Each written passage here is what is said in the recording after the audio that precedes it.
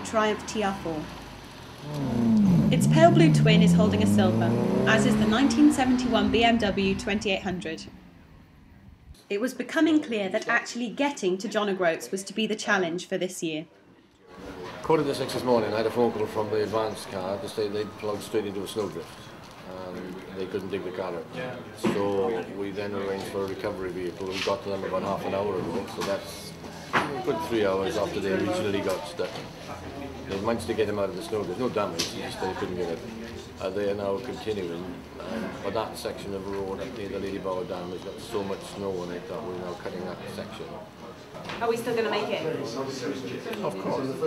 When have I ever said we're not going to make it? Just checking. The crews collect their timesheets for the next leg of the rally, and with start times looming, the fog of last night must be cleared.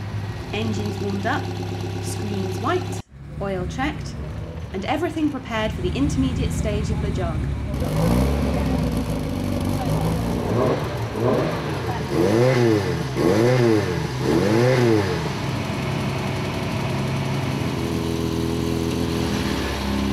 Out of the car park they file, and from there, northeast towards the Peak District they head, through a ford, a few more regularities, they hope, and all the way up to Gosforth outside Newcastle.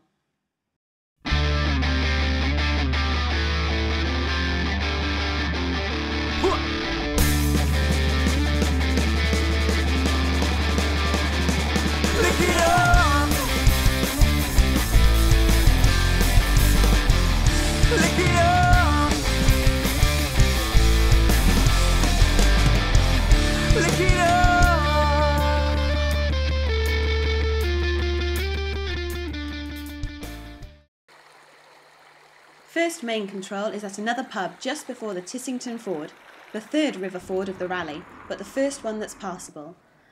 The weather gods smile down from a bright blue sky, making the ford an idyllic setting. But the long approach is slippery, and every competitor covers it at a tiptoe. Although ice is not the only danger, as wild sheep lurk just around the corner. Oh. Through the icy, rushing waters they glide, and out the other side. Teams were probably relieved there was no stop-start on the far bank, like in last year's LeJog, as that caused a few problems, and clambering out is hairy enough. The Hero Assist van following the crowd has a go, and shows us how it's done. It isn't plain sailing for everyone. Some slip up a little on entry, but recover well enough. The 1961 Austin Healey, also crewed by Swiss, might be at home on the downhill, but struggles to get a grip on this uphill slalom.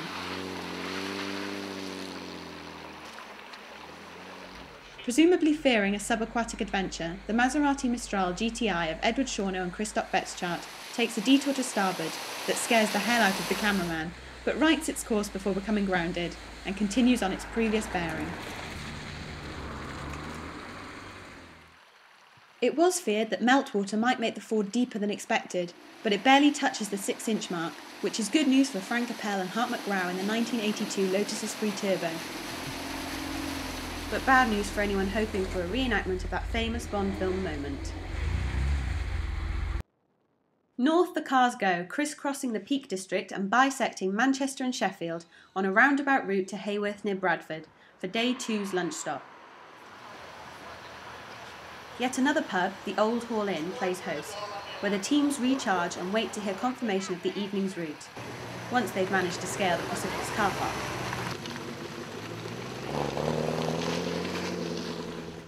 Paul Davis, in the 1974 Ford RS 2000, tells us about a slight problem he had en route. In fairness, the guys in that TR pulled over to let us through because we were pressing on, and he didn't stop. He was still moving, and we were moving alongside him, and he was coming out because of he'd gone into sort of a gateway. So I moved over a bit further, but it was like the wheel was the other side of that bank, no. just stuck enough that we couldn't reverse off. But we were in the fortunate position of blocking the whole route. So everybody had to stop to help us get out. So everybody got penalties for that then? Well, potentially, yeah.